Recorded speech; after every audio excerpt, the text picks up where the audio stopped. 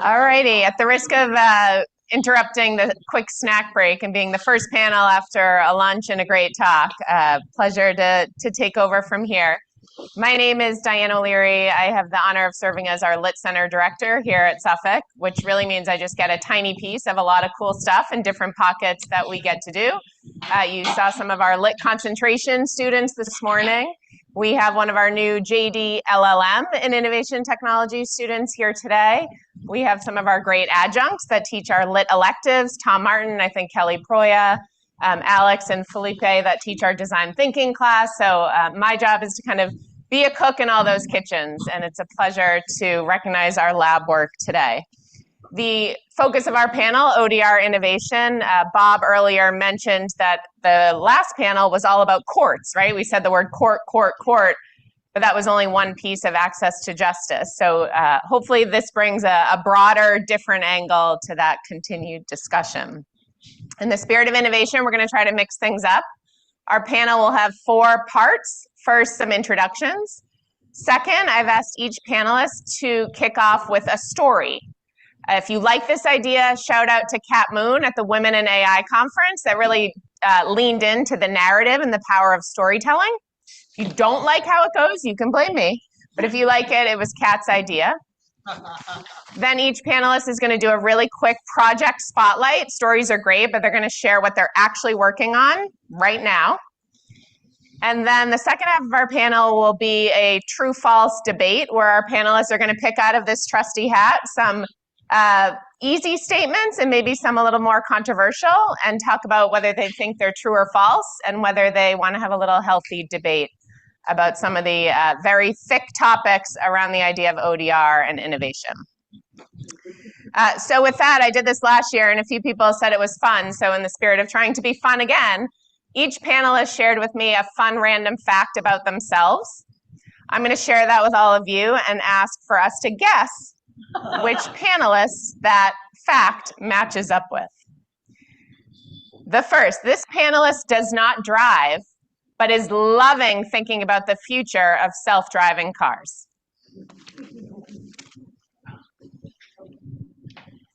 We have one guess, and that's Jen. Correct. Jen Barnett is Vice President and Senior Counsel at the American Arbitration Association, which most of us in this room know centers around kind of ADR and now ODR, thinking about policy, practice, and integrating technology into new systems that are giving folks alternative access to legal services. I've asked each panelist as we intro to start us off by defining ODR without using the words online, dispute, or resolution. So Jen, I'll keep you on the hot spot to start. What is ODR?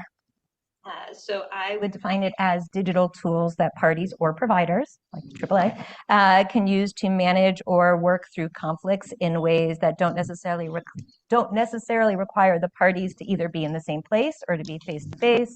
Yeah.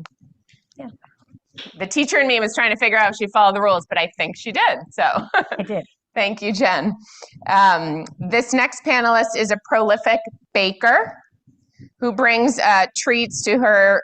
I gave it away. All right, narrow down. I narrowed it down. In-person meetings every week, but did not bring us treats today. Amy or Jen? It is not Amy. It is. I'm sorry, Amy or Caitlin. It is Caitlin Reddy. Welcome. Caitlin is Deputy CIO for eCourts and the Massachusetts Trial Court. Like you heard our students mention, we've been fortunate enough to have a great partnership with Massachusetts Trial Court, and much of what they are doing over there in terms of leading initiatives, thinking about innovating the court services is thanks to Caitlin, who is a lawyer by training, but now wearing, I think, most of her hat these days in data analysis, court operations, and some new initiatives at the trial court. So welcome, Caitlin. Thank you. Okay. Oh, sorry. Your one-sentence definition to start us off. Yes. So mine is a little bit more litigant-focused, and I would define it as a way to settle your case virtually, either synchronously or asynchronously, using an online platform. Oh, I said online, digital platform. correct myself. Good self-correction. We'll accept it. Okay, terrific. So this next panelist, at 15 years old, had to start working several jobs to pay for school. And this panelist, one of those jobs was that they dressed up as Raggedy Ann and led children's birthday parties at a fast food restaurant and also had to clean bathrooms on their break. So your options are Amy Schmitz or Judge John Casey.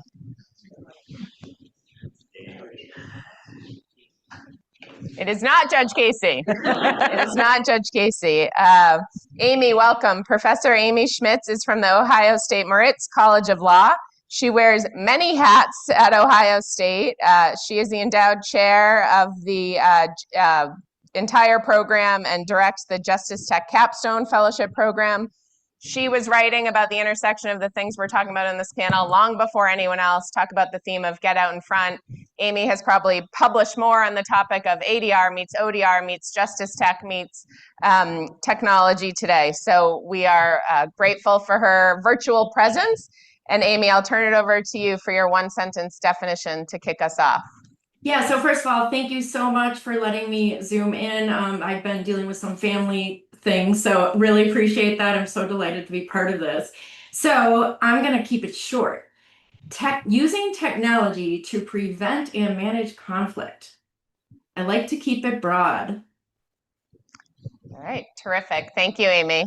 And finally, those that can use the process of elimination, perhaps, but nonetheless, we'll introduce our final panelist, another employment law school story. This panelist worked as a parking attendant on weekend nights outside an Irish bar, where occasionally passengers would hurl beer bottles at them. So went from that to the rest of his steps of his career. So Judge Casey, welcome.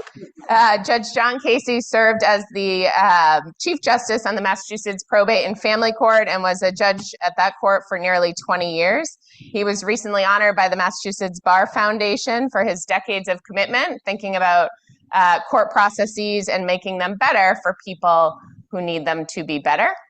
Just as Judge Casey last year, 2 years ago, was thinking about his long walks on the beach in retirement, we plucked him to join us at Suffolk Law School, where he's been the director of our ODR Innovation Clinic in partnership with the AAA. So Judge, welcome, and we're thrilled to have you.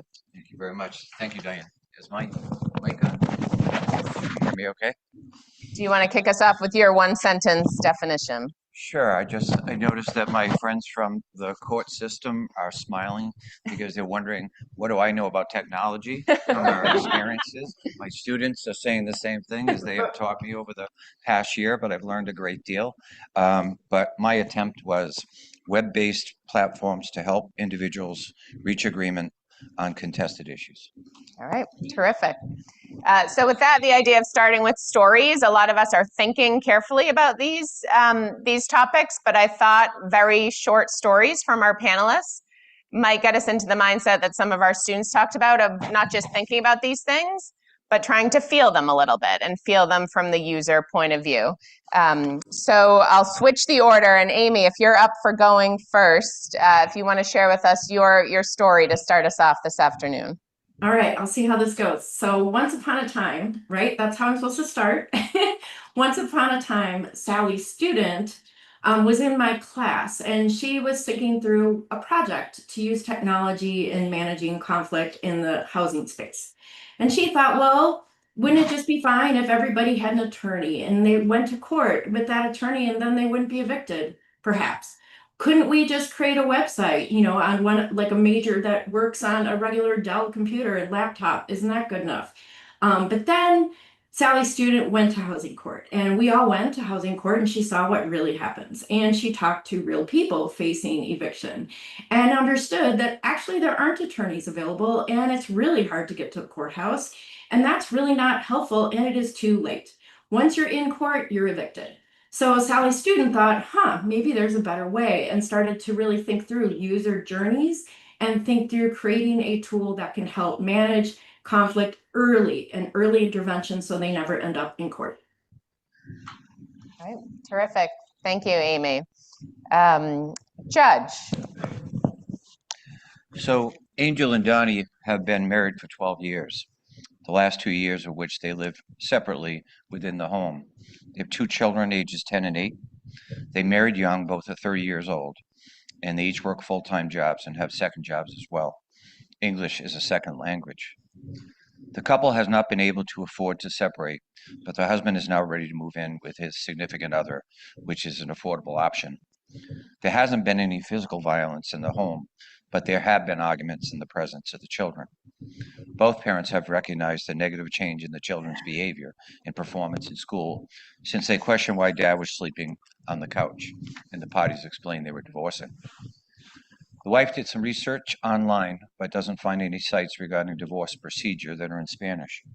Her friend tells her to go to the registry of probate. She uses one of her 10 vacation days on an annual basis, takes a bus in the Green Line to the courthouse. She stands outside in a long line, exposed to the cold and rain, waiting for the building to open. Once inside, she hands over her pocketbook and goes through security screening. She's nervous and scared, even though she's just there for information. She sees some signs in Spanish and locates the registry office. Again, there's a long line. She reads through informational pamphlets she finds while waiting in line. After 20 minutes, she's called to the front counter. The clerk does not speak Spanish, so he signals for her to wait for the next clerk, who is fluent. She waits and then is asked to come forward. She explains she's there to find out how to file for divorce. The clerk asks if she and her husband have an agreement, and she nods. The clerk then provides her with the documents to file for an uncontested divorce. She thanks the clerk and leaves the registry and sits on a bench to read the material. She realizes that this uncontested divorce requires that the parties have agreed on all issues, and she and her husband have not agreed about child support. He wants to give her some money when he can, but not on a regular basis. So she gets back in line, and this time the wait is even longer. After 30 minutes, she gets to the front of the line, but defers until the previous clerk can help her. She explains she does not have an agreement.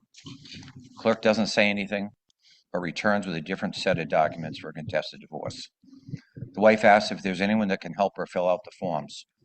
She's told that the court service center might be able to help, and that there might be a lawyer of the day that can help. I'll fast forward. She spends the next 2 hours trying to get help when she's told she needs to come back another day and take another vacation day, and she leaves the court with 2 packets of documents that she doesn't know how to complete. And that story will be continued later during the panel. Thanks, Judge. Jen, how about you? Which I love a good title. The title of Jen's story is My Husband, Me, and Claude. So disclaimer, in case any of you meet my husband, he knows I'm telling this story, but if you run into us on the Upper West Side or walking around, you don't have to say, oh, so that was you. Did you tell Claude that they were part of the Claude story? has not been told that They're part fine of the with story. it. Okay, so you know how, as a lawyer, people love to ask you for legal advice about anything going on in their lives. Well, one of the biggest askers in my life is my husband. He works from home, and I work from home most of the time as well. So whenever something legal comes up in his work, I generally get a knock on the door. So it wasn't surprising when a few months ago there was a knock on the door, and there he was with a small claims court question. He had to file a case, and he wanted some advice. And to be honest, I don't at this point remember what the issue was anymore. It was something technical, and it involved nothing more than reading the rules of that court and applying them to his situation. So I read the rules, and I told him what I thought he should do. And his response, anyone can guess, that's not what Claude said. Now, I confess that I'm not the most experienced small claims court attorney, but I do feel fairly confident that after X number of years of practicing, I can read through and interpret the small claims court's rules and answer the question. So I said, very patiently, of course, okay, so what did Claude say? And he shows me, and I wasn't convinced. And I told him I thought my original recommendation was the right one. And then I assumed naturally that he would then follow my advice. But then he says, okay, I'm going to run that by Claude too. So he does. And then Claude doubles down. Sorry, 1 second. So by this time, patient as Claude is, Claude also gave him a detailed explanation for why Claude was right and why I was not. And while I may be a little bit less patient when answering his question in between calls in the middle of the workday, might have said something that was a little bit more to the effect of, I read the rules and this is how it is. So now my husband had a choice. He could follow my advice or Claude. And I'm guessing that you probably know by now which one he chose. He went with Claude. And if you ask him, he would probably tell you it's because he thought Claude was right. But if you ask me, it's because Claude told him what he wanted to hear. Claude told my husband to do exactly what my husband had originally wanted to do. And Claude told him how to do it in a very clear and confident and authoritative voice. And when challenged, Claude also patiently gave him a very long and detailed explanation for why Claude was right. So there I was, obviously, standing a little bit in disbelief. And I'll be happy to say my kids also was standing on the side where I had a little bit of, ooh, dad's in trouble. But the point is that I was displaced by Claude. And even with a human in the loop, and not just any human, but his wife and a lawyer, my husband still went to Claude for legal advice. And to be fair, my husband was already a huge Claude devotee. Claude is his constant companion during the workday. Claude agents scour our credit card bills every month to send my kids little emails about how their spending habits are so they can track their spending habits. Claude recently planned my entire vacation through Northern California. So at this point, Claude is kind of an extended member of our family, except for he's not. He's an AI tool. So what does all of this signal about how my husband and others are engaging with AI and what that might mean for ODR? More and more, we see people are trusting the outputs from AI. The outputs are instantaneous and they pop up on your screen and they look polished and clean and they're delivered in a nice, calm, confident, and authoritative voice. But we know that these systems aren't all created equal and they don't all have the same credibility, the same accountability, safeguards against bias or attention to privacy or commitment to accuracy and transparency. But at the same time, they're accessible. They're available 24/7. They don't lose patience with you. They aren't answering you quickly between other calls, and they can explain things in ways that people can actually understand, regardless of your education level or what language you speak. And that makes people feel confident and makes them feel in control. So people, including my husband, will choose Claude, even over me, and for all of these reasons. So the somewhat predictable moral of my story is that it's our collective responsibility to make sure the ODR tools that are being built aren't just user-friendly and polished and pretty, but they're also legally and ethically sound. And then before I wrap up, I know what you all are really want to know is who was right. Was it me or Claude? But his court date's not till June, so you have to wait till next year to find out. Come back for next year, the sequel for that story. Thank you, Jen. And then staying on the small claims angle, though a different thread, Caitlin. Yeah, thank you. And I promise Chief Casey and I did not coordinate our stories earlier, but they have many of the same themes. Perhaps our trial court experience has caused us to view things in a similar way. So for those of you like me who are chronically online, probably on Instagram, TikTok, some type of social media app, I'd like you to kind of think to the structure of a day in my life. And I know that usually that is a content creator with a very elaborate skincare routine, or over the weekend, their Coachella camping setups. But today we are going to be looking at the day in the life of a small claims litigant in Boston. And this is a litigant named Jessica. So her alarm goes off early, but she's already awake. She's laying in her bed thinking about what's before her that day, and it's not her typical day. She's not going to work. She has her small claims trial. So she gets herself ready. She also has a child who she has to get ready. She has a child who she has to take to a babysitter.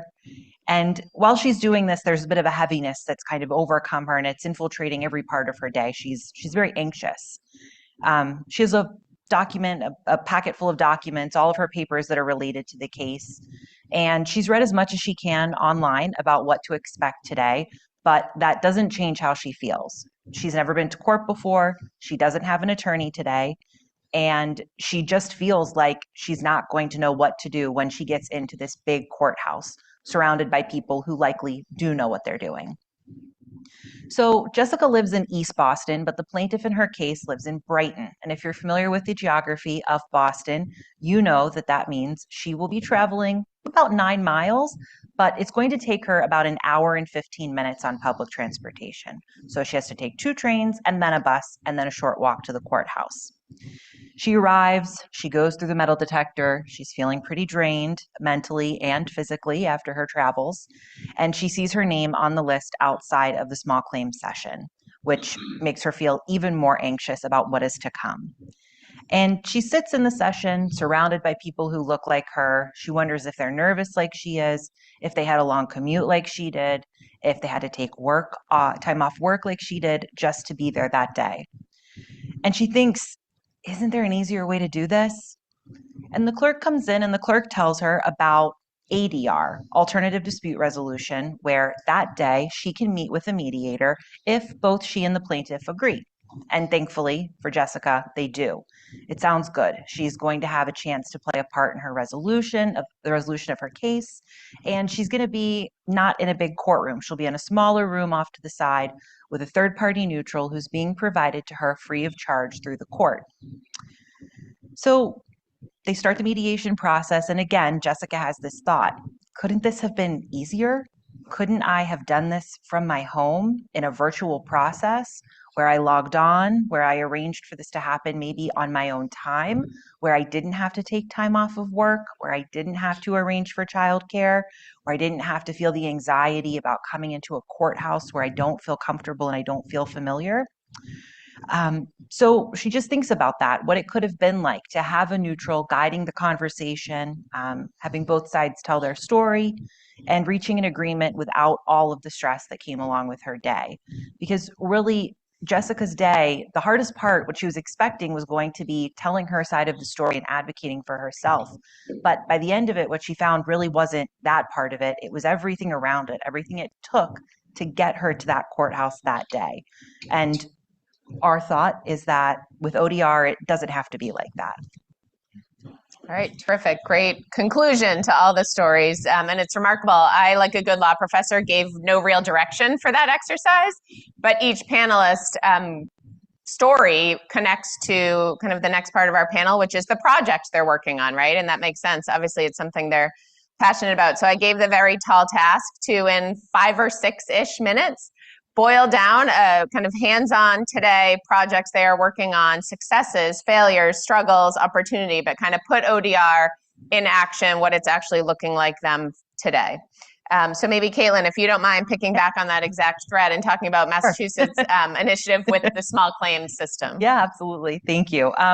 So I'll give a little bit of background about online dispute resolution in the trial court. This is a project that we will be piloting soon. I'll talk a little bit more about that when we talk about the challenges and timelines being what they are with technology and government services. So in 2021, some of you may be familiar with a report that the Massachusetts Access to Justice published, which suggested the concept of online dispute resolution in the trial court as providing a benefit and something that the trial court should consider implementing.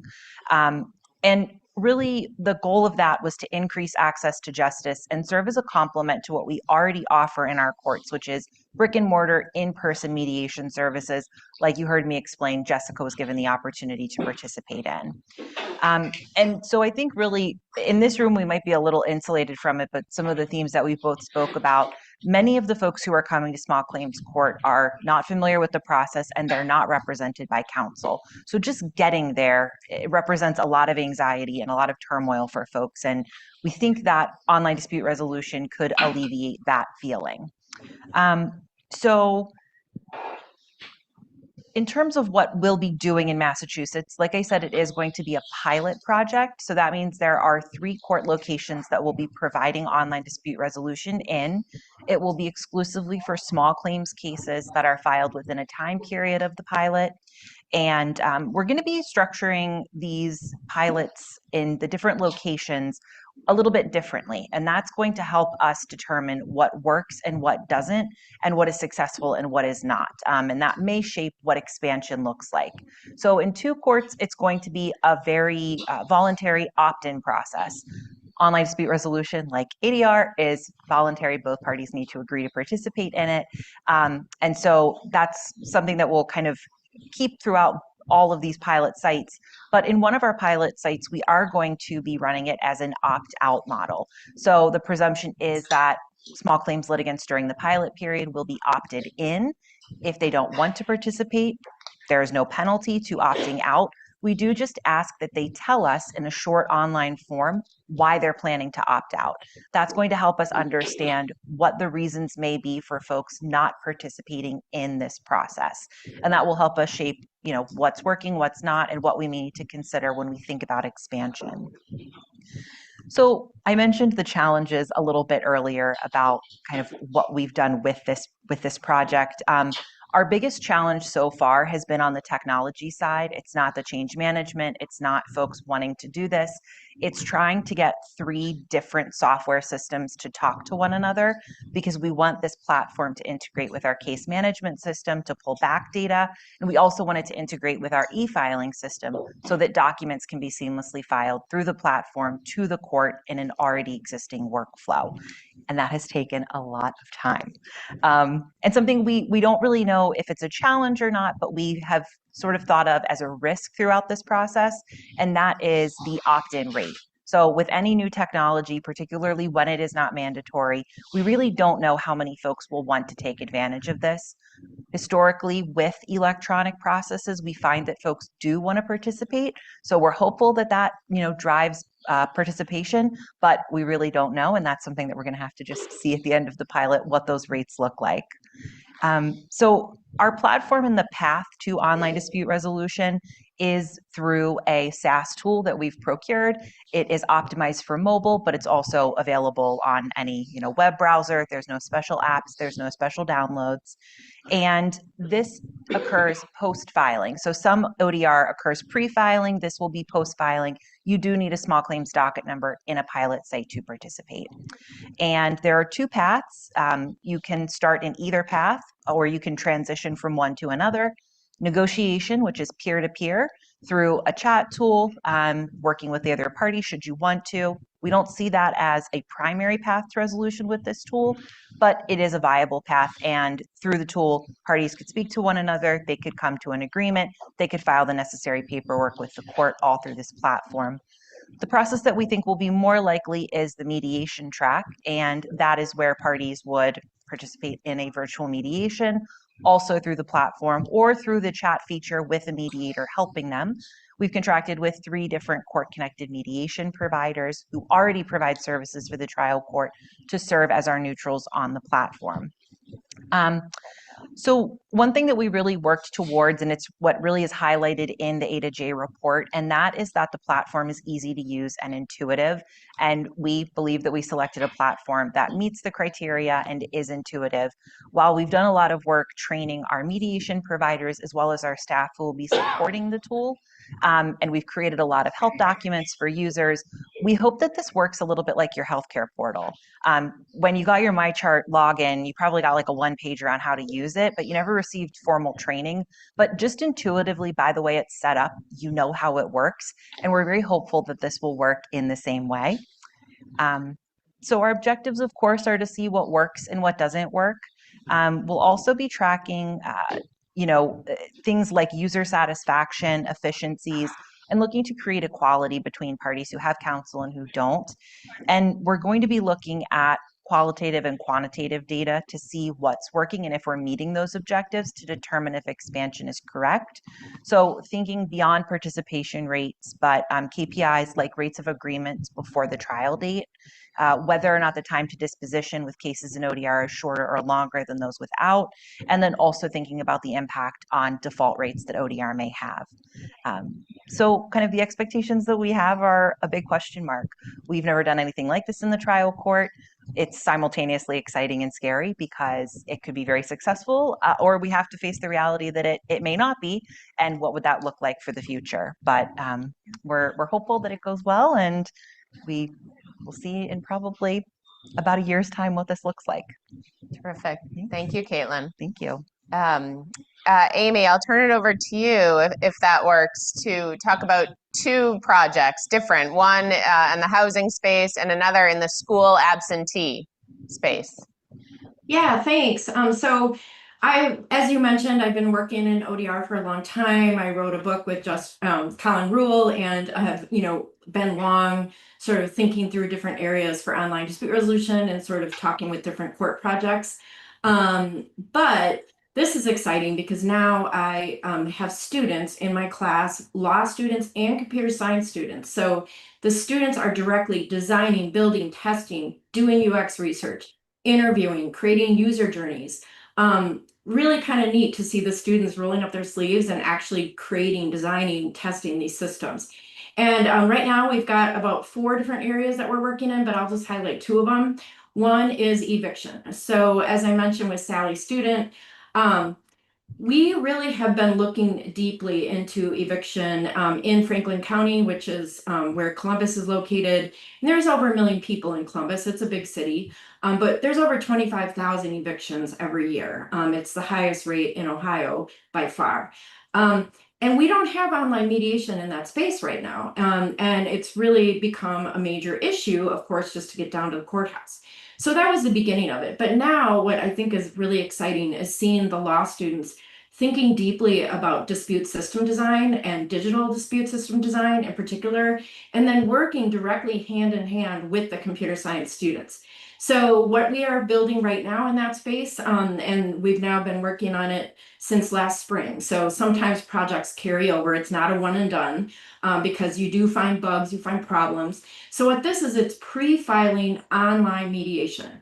And the idea is particularly important for early intervention in online dispute resolution because once you have an eviction on your record in Columbus, you can't find another apartment. It's very difficult.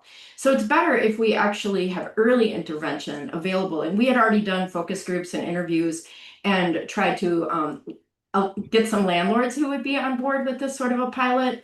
And explaining to them that they can save money too. I mean, on average, it's about $5,000 per eviction for a landlord. So it's better if you can find a good tenant and help work through whatever issue it is. Often, as the stories others have told, it's one medical bill, it's one car accident that sets them off course. Well, if you can work out a payment plan through online mediation.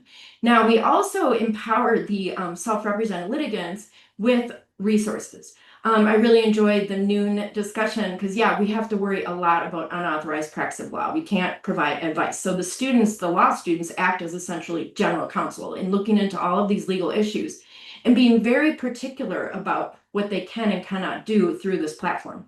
So what it does is it's a platform where the one-stop shopping, it's mobile friendly. We very much look at human-centric design, user-centric design, and have had tenants actually test it. And really, it's important that it be something we say, we're helping real people with real problems with virtual solutions. So then the tenant is able to communicate directly with the landlord and then call in a third-party mediator where necessary in order to build out an agreement. We also have populated it with agreement technologies to make it easier to get to yes and to help conclude a deal online without anyone having to travel anywhere or take time off work. So that's really a key project. Now, of course, I know you had said you want to hear, the hurdles, right? Well, as you might expect, the hurdle now is the landlord lobby. Some landlord attorneys don't want us to do this, right? So now we have to fight that. So we have a meeting with the court actually tomorrow to try to get this implemented, and there's some political pushback. So there's a lot of hurdles you have to face and just keep forging ahead. But I really love the fact that the students get to be part of it and they are directly involved, and they get to see, they actually give demonstrations for the clients. They really learn project management skills. We do have real clients. So our client is the Franklin County Self-Help Center, who is working directly with us on this project. So they get it for free too, right? So they're getting pro bono assistance in creating this mechanism that can hopefully help more people stay in their apartments. So that's pretty cool. In the same housing space, we actually created another tool that is now live and has been released into the wild. And we call it Better Said. It's using AI, but it's contained closed system. And we are following all privacy protocols. in order for a tenant to properly make a claim for escrow. In Columbus, you cannot just withhold your rent if you don't have heat in January. Instead, you have to follow a particular process for escrow. Well, what this does is makes it very easy for someone just using their phone to actually follow all the correct procedures in order to actually get the repairs that they need so that their apartment is in good shape. And that's really important as well, because our research has shown how eviction and code violations they match up in a lot of cases, and that's become a real issue. The other project is really quite different, chronic absenteeism. Now that one is more of a rural project, which is another thing I wanted to do, is not just work in Columbus, but also be sure that we're reaching out to other areas. And this is in a rural county here in Ohio. In fact, there's a book written about it. You might find Paper Girl by Beth Macy. It's about sort of after COVID, just the number of kids that stopped going to school, especially in rural communities, and what that does in those rural communities. So chronic absenteeism turns into a court case in Ohio, where you literally can get fined or even put in jail. What do parents do then? Well, they take their kid out of school and say they're just going to homeschool, which in Ohio, there's no standards. So that means you just don't go to school. So what we are doing is we are creating online mediation in that space, and we've created a tracking system using AI to help easily streamline early intervention after a certain number of absences, and then auto-generate notices, so inviting people to online mediation. Those mediations we are conducting via Zoom, but it's creating new opportunities also for the students in our mediation clinic to be mediators that are supervised by real mediators, but they're learning a lot about the process. And actually, so far, that one has been really successful. And so now we have more counties that are interested in online mediation in that space for chronic absenteeism.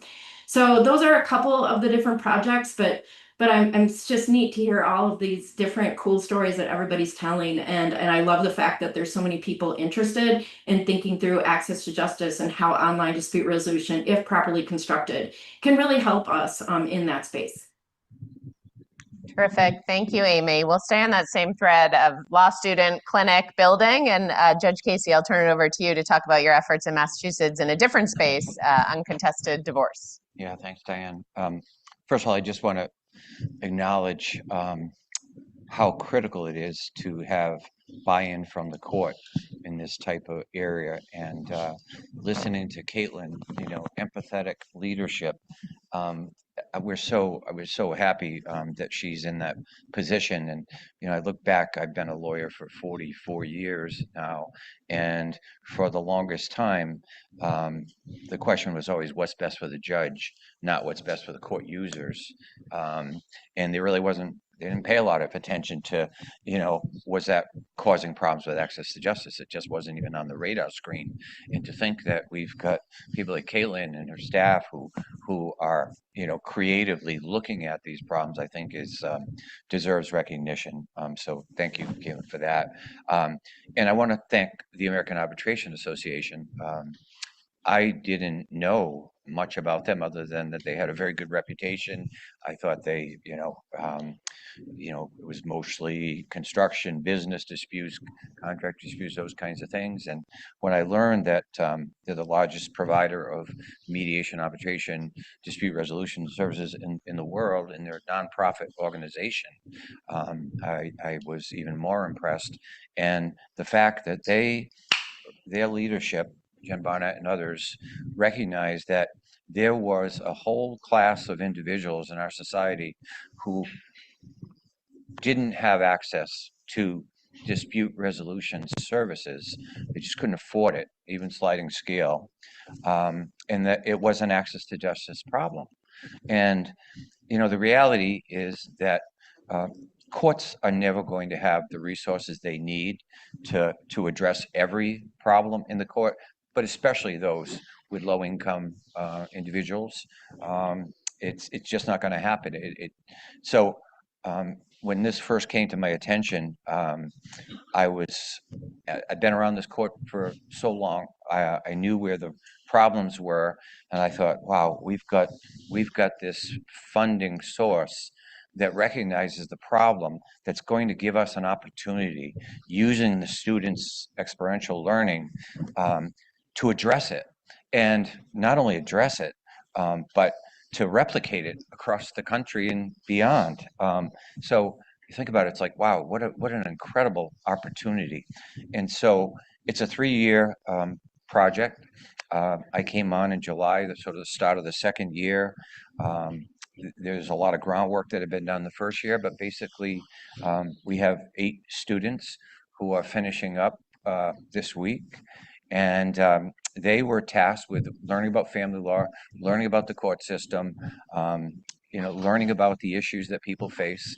I saw Professor Karras here from Bentley, and he's a leader in sort of wayfinding and other ways to improve access to justice. And, I just told him, I said, the first thing we said was, find the court. Find the court. Didn't give the address, didn't give the name, just find the court.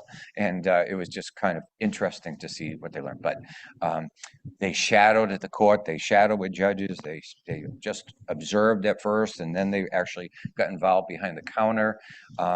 We had them fill out financial statements, some of the documents that were required to file for divorce. So they really were immersed in it. And they also mapped out every step that's required for uncontested divorce in Massachusetts. And American Arbitration Association connected us with their company out of Australia, Portable, and that had been using an online dispute resolution platform in Australia for about 7 years or so. So our students were able to work with them and to provide that to Portable so they could customize the platform for Massachusetts. And our students are now testing that platform. But in addition, thanks to David and Quentin and the Lit Lab, and you saw 3 of the students who've been working on some projects for us, there was an early recognition that it's great to have this ODR platform, but if you don't know how to fill out the forms necessary to get you before a judge, it's not going to do any good. So we built into the clinic these guided interviews that are amazing what they've accomplished in a short period of time. And those of you familiar with the process know, if somebody can just be asked a simple question, how much do you pay in rent? And it fills it into the form, and it fills it into the financial statement, it fills your address into every document that's needed for the court. And sorry, Caitlin, but at some point we're hoping that it's going to allow us to e-file these documents to the court. And hopefully at some point, again, the ODR platform is going to result in a separation agreement in a form that's pre-approved by the court. And that hopefully someday will be e-filed as well into the court. And again, I know we've got some practitioners here who work in this field. And I think, the students they've seen it themselves. It takes 3 hours to fill out a simple financial statement. And that's often without using the language line or using an interpreter. So the strain in the court has been tremendous. We just don't have enough resources.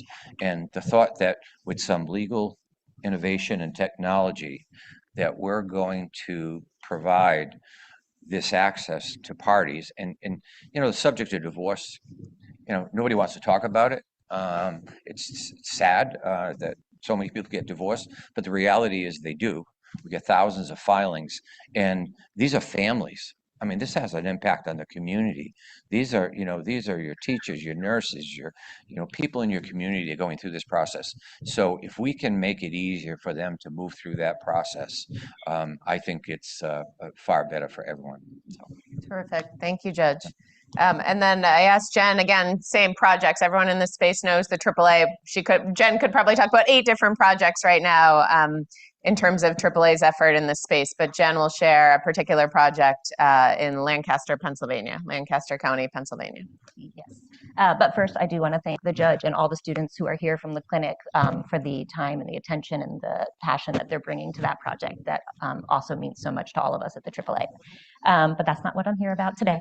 I also want to thank Casey and Daniel for the setup that they gave me this morning without even probably realizing it, because they were speaking about the magnitude of the problem of consumer debt cases in this country, and that is the project that we're working on in Lancaster County with a collaboration with the National Center for State Courts and Lancaster County's Court of Common Pleas.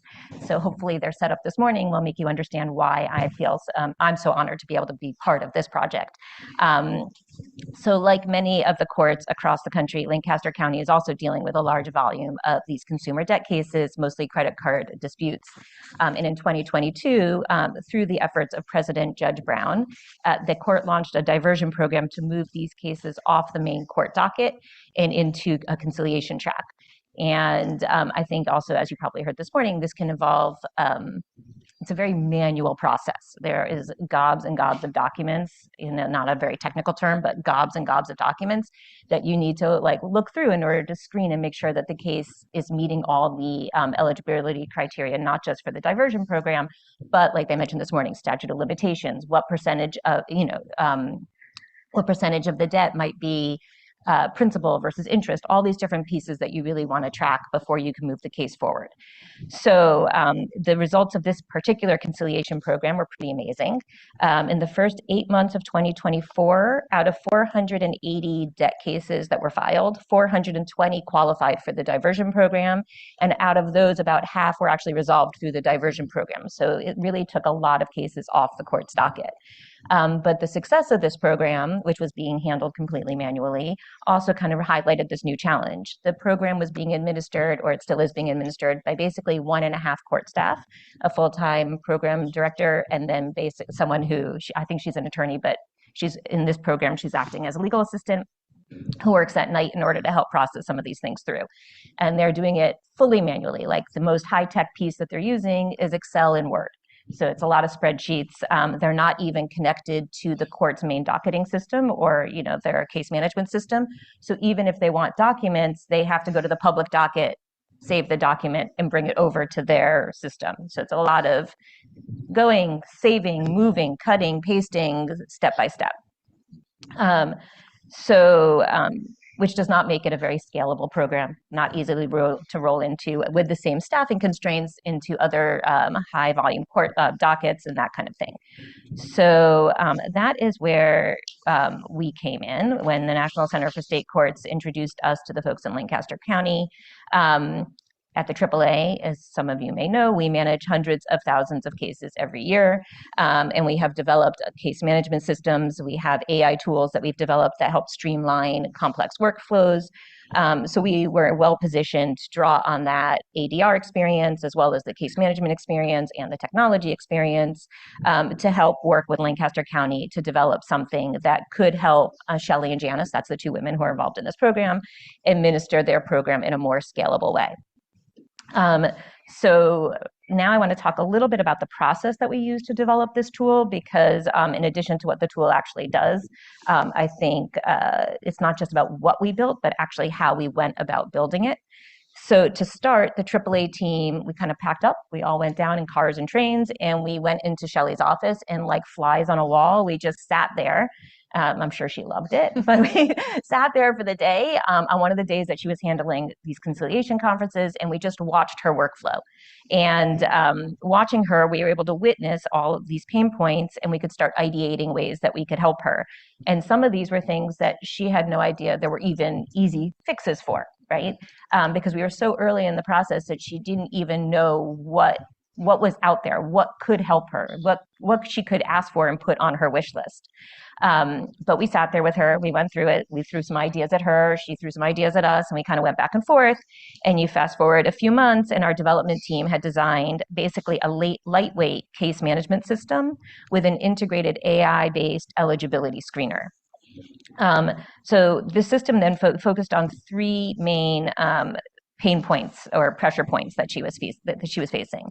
First was reducing the manual data entry, and for that one, there was actually an off-the-shelf kind of AI tool that we could harness, which is called Smart Paste. And so we were able to build that into the case management tool, where then she can go into the public docket or into the complaint, highlight a bunch of information, and with one click, copy over all the party information, representative information, et cetera, rather than having to go first name, last name, phone number, which would take obviously a lot of time and makes it a lot harder to manage the process. So the second one is the one that I think is the one that's been getting a lot more attention, and the one that was spoken about a lot this morning is streamlining the document review using an AI-powered eligibility screener. So the screener, and so as I mentioned,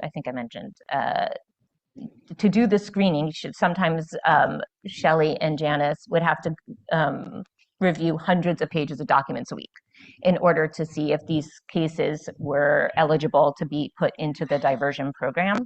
So this screener uses AI trained on the program's eligibility criteria to review all of those documents that were submitted by the plaintiff and determine whether the case meets the program's criteria. And I want to highlight at this point, obviously, for the audience here, because people are a little bit more savvy, that this tool is not intended to replace the human review, obviously. It is rather to support it. So the screening tool can provide Shelley and Janice with a report, and it's broken down. I think we have 8 criteria that we're screening for. And it says if they've hit one and if they haven't hit one, and if they have hit it, it brings them back to the original documents, the source material about where it is, so they can easily look at it and then verify, okay, yes, we've hit this criteria, and go back and check. And it also lets them know if they haven't hit one, because some of those hits are fatal. Like if you are not in the statute of limitations, your case is gone, right? And that way that case can be removed from the system. But some of them, it means they just haven't submitted the required paperwork yet. So then it would trigger that it needs a new case management order, letting people know that they haven't submitted the appropriate paperwork. Which brings you to the third pain point, which was automating repetitive workflow steps. And one of those is the ability to auto-generate these pre-populated orders from templates. So a lot of the orders that had to be generated, they're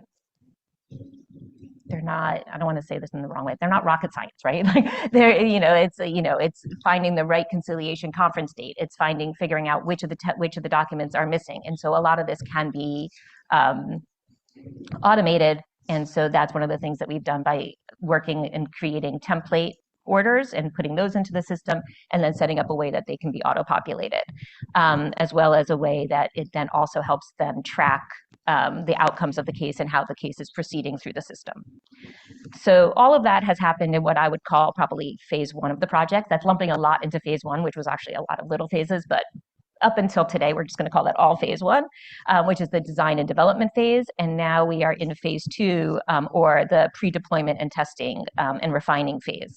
So right now, as part of this phase, we are simultaneously working with the folks in the technology department at the courthouse in Lancaster to make sure that when this does get uploaded into their system, that it goes smoothly, and that the right licenses are in place, the right APIs, everything is kind of like set up in a nice way, so it's working from day one.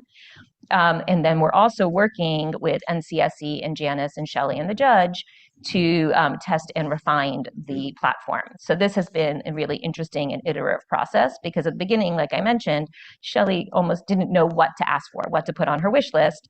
But now that she's in the platform, she can see, oh, I kind of also wish it did this, or it's not really doing what I need here. So getting that feedback from her and from the judge and from Janice has been really instrumental in trying to make this the best product that we can for them.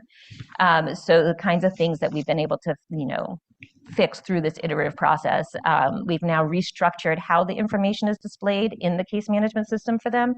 And, traditionally in a lot of court dockets, you do it by case number. And so that's how it was originally. But the way Shelley and Janice track cases by defendant name.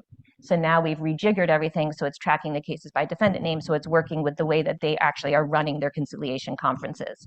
Or we've also incorporated familiar elements. Like before, when they were using their spreadsheet system, they had a very, very, very detailed but really well functioning color coding system that helped them track everything. So we've imported that same color coding into the tracking that's inside this case management system so that they can step into the process and into this platform more comfortably from day one. So those are the kinds of things that we've been working on with them, which aren't necessarily like fancy AI features, but they are a critical part of the process because they're making the technology work for the people who are using it so that we'll get good adoption from day one. And then once we finish this phase, we'll get to move into phase 3, which is the training and deployment phase. And I just got an email on that this morning while we were sitting here. So it looks like hopefully we will get to move into that phase at the end of June, which is very exciting. But even more exciting is that, well, not more exciting, maybe equally exciting. After this goes live and we'll be able to get more feedback and we'll see how it all works. The AAA also plans to release 2 generic versions of this tool in GitHub on an open source kind of versions of them so that other people can access and use them. One is going to be the lightweight case management system with the eligibility screener built into it. And one is going to be a standalone version just of the eligibility screening tool for courts or programs that already have a case management system in place and they don't need the whole fancy system. And our goal in creating this was to make something that is practical, adoptable, and most importantly, replicable, so that other courts and programs can use and modify it for their needs, for their diversion programs, for other caseloads, for whatever their needs might be. So sort of speaking back to what the judge was saying in that terms of developing that program, how the idea is to make it replicable so other jurisdictions can learn from the learnings and adopt it and build it elsewhere. We're really hoping that everything that we've worked on with Lancaster County and all this iteration back and forth and everything we've learned from them and how they're administering their program and how we can make this tool work for them will then be able to, be transported into other jurisdictions and other court programs. So I will say I am probably a little biased because I have watched the build of this tool from the beginning, but I'm really excited about what the tool can do and what different courts are going to be able to do with it, both for consumer credit card cases, but also for other caseloads. But I think in addition to resulting in a really useful diversion program tool, another key takeaway I think from this project is that technology doesn't have to be big or flashy, and it doesn't have to overhaul an entire system in order to make a difference. Those that can feel like very overwhelming changes to make or overwhelming projects to take on, but you can effectuate real change in terms of access to justice through these smaller and more focused efforts. Great, thank you, Jen. I know we had so many themes kind of come up among all those project spotlights, but if with permission from my official colleague in charge, David, might we take 5 minutes to do our lightning round wrap up? Yeah. Okay. Thanks to my lit concentration, ODR innovation clinic colleague, fabulous student KP Hunsinger over in the corner for helping me with some fun true and false. The rules of this final wrap up are short answer, honest answer. Am I first or am I passing You're it down? first. I'm first. Okay. Thank you. Okay. Oh, this is the one I didn't want. Okay. AI mediators in 10 years will outperform humans in most civil disputes, and we should be okay with that. And I will say false on that one. I would say maybe in other types of law, like where there's like a decision maker making a binding decision, you might have, I'm not going to say they're going to outperform, but a different result. But I think in mediation specifically, with facilitative and different forms of mediation, the human touch is going to continue, hopefully, to be very important. Right. So the AI robots will not take over ODR, at least anytime soon. Caitlin. Okay, mine is mobile first is no longer optional for any ADR system serving the public, and I will give that an emphatic true. I think that optimization for mobile devices is crucial. I can't remember the exact figure, but with our vendor, they are a worldwide vendor, primary user in the EU, in Australia as well, in India, and I think they say something like 70% of their users access the tool on a mobile device. So if they are an example of what folks are looking for, how folks are using technology, I think we have to recognize that for ODR, for the public, mobile needs to be at the forefront of how these tools are being developed. All right. I was afraid I was going to get that question. Judge, do I you, would agree do with you you. agree or disagree, I Judge? agree. I You agree. agree. Thumbs Yes, up to that. 100%. Yeah. So ODR platforms are not necessary in jurisdictions where court administration is efficient and backlogs are few and far between. Maybe, maybe you fight the hypo on that, Judge. Is that easy? So no, I think that's false. ODR provides an alternative way for people to resolve their disputes, and it's not, even though it is an access to justice issue, when it's preventing people from getting into court for a resolution. That's not the only reason that ODR platforms are necessary. Alrighty. Amy, if I may, can I take the liberty of throwing one out to you? Yep, go right ahead. Okay. ODR will always favor the party who uses it more, such as landlords over tenants, companies over consumers, etc. It will always be an uneven playing field. False. I think that really goes back to, and one of the other true false questions that you had in terms of like any ODR is good ODR, I say that's false too. So no, I don't think so. I think it's actually pretty cool. Even with the AAA, we've seen consumers even using online arbitration, right? Doing better. And I do think that having something mobile friendly, when you have proper design, human-centric design, user-centric design, you can design something in such a way where it doesn't matter who uses it more. There's not necessarily a repeat player advantage, and you have to take that into account in the design. So I do not believe at all that it will always favor one side over the other. Alrighty. So we started by defining ODR without using those words, and I asked each panelist to close us out with thinking about in 10 years, if we are all back here at the 2036 LitCon conference. I hope I'm here for that. What is another acronym we might be discussing in the idea of delivery of legal services that either will replace ODR or be alongside for the ride, and what might that acronym stand for? Was that a question? They may have missed that in my last minute prep material, so feel free to pass. I can go. Caitlin, go for it. Yeah, and so mine's an already existing acronym, and Chief Casey hinted at a little bit. It's EFSP. That's an electronic filing service provider. So what that means is it's a tool that would integrate with our e-filing manager that would allow folks to file in. If anyone practices in other states, many other states have a lot of EFSPs. They can be developed privately or they can be used in conjunction with the court, like our guided interview that we have with Suffolk Lit Lab. That's an EFSP that files directly into our system. I think that as ODR increases and as systems and folks increase in e-filing, having those service providers as a component of online dispute resolution will be incredibly important beyond ODR as well, because it allows folks to more seamlessly and easily file in without sort of some of the like clunkiness that comes with manual e-filing. So it already exists, but I think it's going to be important still in 10 years. That was a great one. No pressure. Any other acronyms to close us out? DDSD. So I think digital dispute system design. Oh, did you hear me? Say that again. Oh, sorry.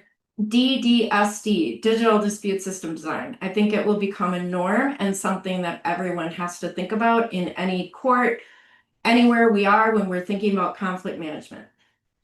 Great. It reminds me of the ODR. Everything is ODR, right? DR is O now, and it's not necessarily a thing, as it was a new acronym years ago. Any final ideas? Mine was a little more like futuristic. I said 10 years. You didn't say 10 years. I just said PAR, which is Public Advocate Robot.